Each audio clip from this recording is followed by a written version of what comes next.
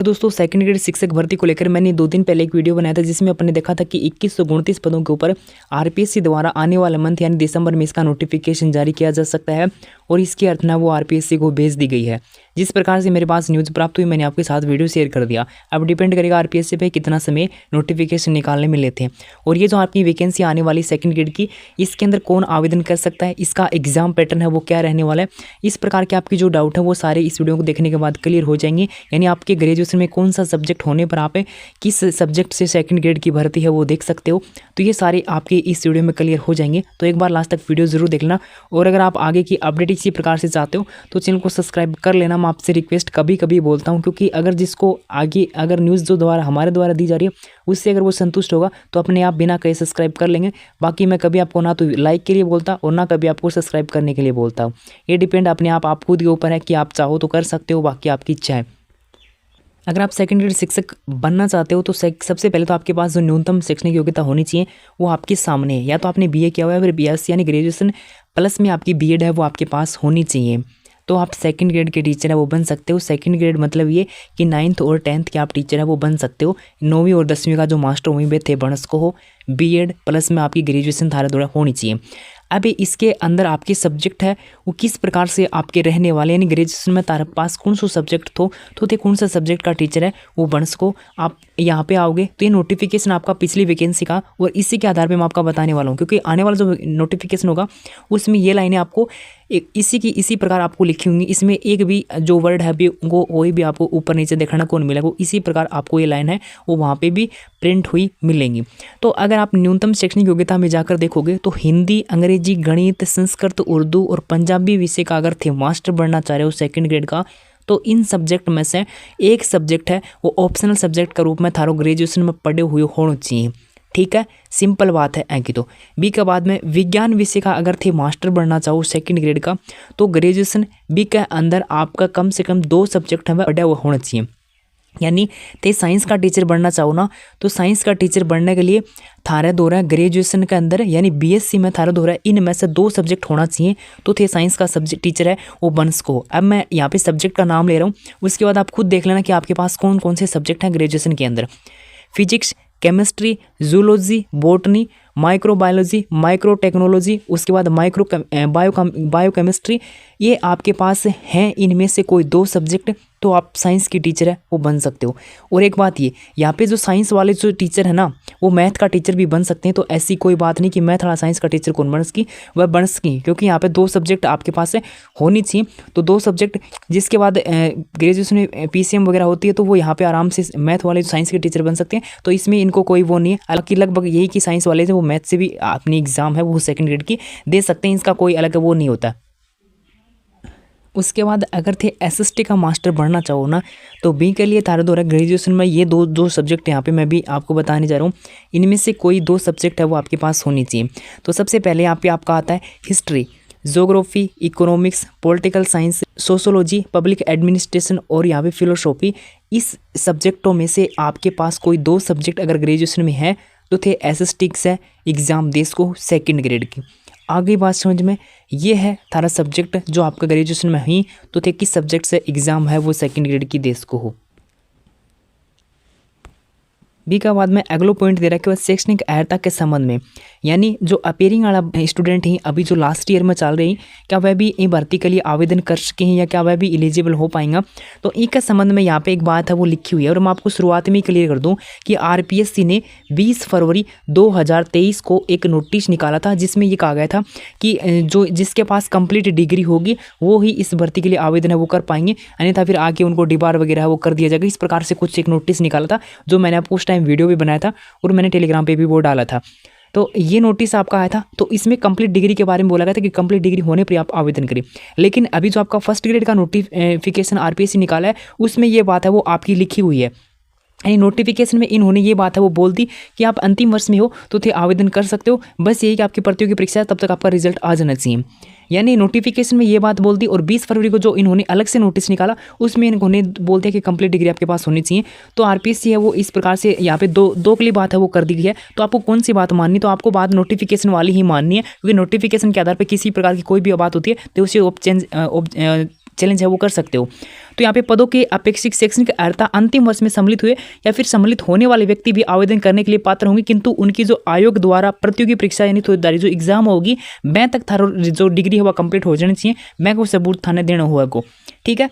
और यहाँ पे आयु सीमा को लेकर जो आप पूछ रहे हो, तो आयु सीमा जो आने वाली वैकेंसी होगी जो दिसंबर में अगर उसको नोटिफिकेशन जारी हो जाए तो उनके अंदर वैसे तो आपकी एज है वो 18 से 40 होती है, बाकी नोटिफिकेशन में ये क्लियर होगा कि कब से आपकी एज काउंट होती है। 1/1/2025 से काउंट होती है, फिर उसके बाद 1/7/2025 से काउंट होती है। ये नोटिफिकेशन में क्लियर है वो हो पाएगा। और यहाँ पे जो नियमानुसार किसको कितनी छूट मिलती है वो यहाँ पे आपको देखने को मिल जाएगा।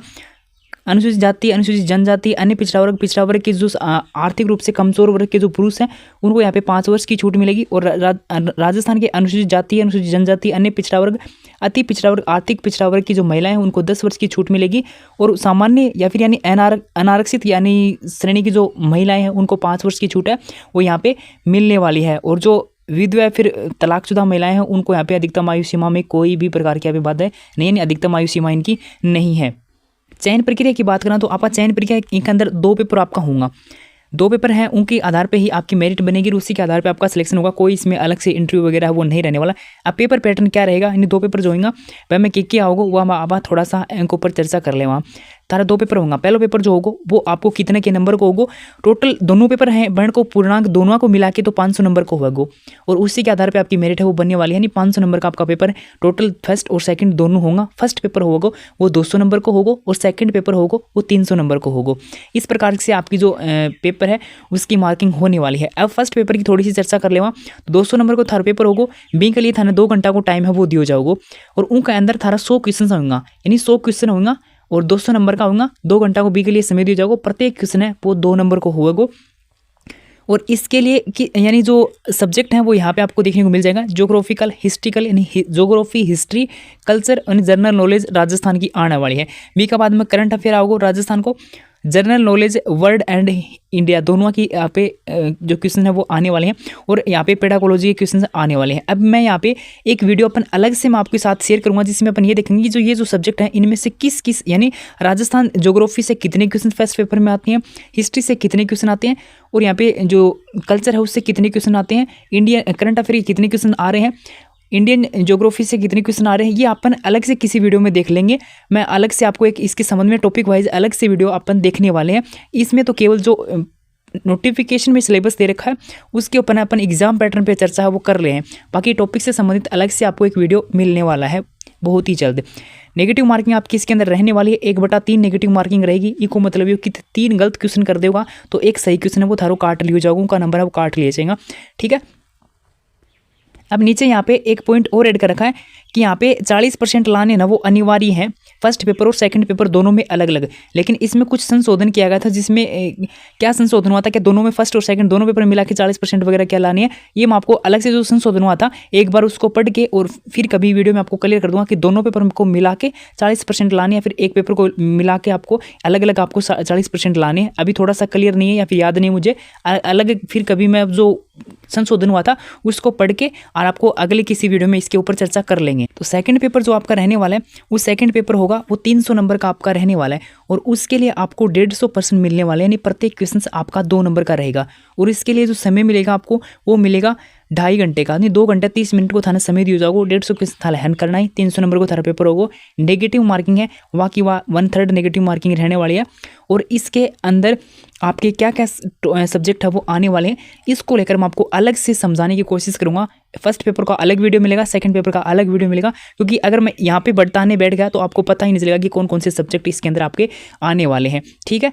तो ये आपको समाजशास्त्र वगैरह, अर्थशास्त्र वगैरह, ये आपके दर्शन शास्त्र वगैरह ये टॉपिक इसके अंदर आने वाले हैं। तो ये हम आपको फिर से कभी किसी वीडियो में अलग से आपको इसके ऊपर चर्चा कर लेंगे। एग्जाम पैटर्न मैंने आपको मुख्य जो बातें थी फर्स्ट पेपर और सेकंड पेपर की वो मैंने आपको क्लियर कर दी, और फर्स्ट पेपर का आपको जल्दी टॉपिक वाइज अलग से वीडियो मिल जाएगा। बाकी आप पढ़ना चाहो तो इसके अंदर कल्चर वगैरह आपकी राजस्थान की जो आने वाली है वो यहाँ से आप एक बार फिर से मैं आपको क्लियर कर दूँ कि फर्स्ट पेपर में ज्योग्राफी, हिस्ट्री, कल्चर, राजस्थान की जनरल नॉलेज, राजस्थान का कंप्लीट आपको आने वाला, करंट अफेयर राजस्थान का आएगा, जनरल नॉलेज इंडियन वर्ल्ड की आपकी आने वाली है, और पेडागोलॉजी यानी मनोविज्ञान थारी आने वाली है। अब कितने क्या क्वेश्चन आते हैं ये अलग किसी वीडियो में अपन देख लेंगे।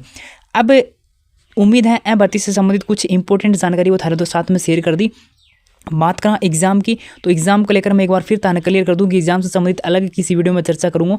ए वीडियो में कोई भी जानकारी थाने कौन दी जाओगी और अभी स्पष्ट भी नहीं कि एग्ज़ाम आपकी कब तक होगी, क्योंकि आरपीएससी को पहले तो कब तक क्या कैलेंडर आरपीएससी ने जारी कर दिया है, एक बार उसका एनालिसिस करके और उसके बाद कोई भी संभावित एग्ज़ाम डेट होगी तो मैं आपको अपडेट कर दूंगा। अभी कोई संभावना मुझे नहीं पता कि कब तक आपकी एग्ज़ाम हो जाएगी, मैं आपको बोल दूं और फिर आपको होगा कि एग्ज़ाम वगैरह में कोई भी परिवर्तन वगैरह हुआ, यानी अभी मेरी तरफ से कुछ भी संभावित न्यूज़ है वो नहीं है आरपीएससी के द्वारा कब तक आपकी एग्ज़ाम करवाई जा सकती है।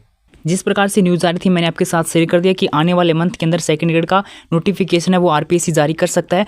इसकी वित्त विभाग से मंजूरी मिल चुकी है, तो अब कहीं पर कोई भी दिक्कत ना होगी। डिपेंड करेगा अब आरपीएससी के ऊपर कि वो कितने जल्दी इसको नोटिफिकेशन है वो जारी करे है। बाकी जितनी जल्दी उपचुनाव में देखने को मिल रही थी, उम्मीद है कितनी जल्दी तो नहीं करेंगे, क्योंकि उपचुनाव में आप देख सकते हो कि अर्चना भेजने के बाद में 2 दिन बाद ही फर्स्ट ग्रेड को नोटिफिकेशन जारी कर दियो, तो हो सका हमें समय लग भी सकता है। बाकी अगले मंथ में नोटिफिकेशन जारी होने की पूरी संभावना है, जिस प्रकार से न्यूज़ सामने आ रही है।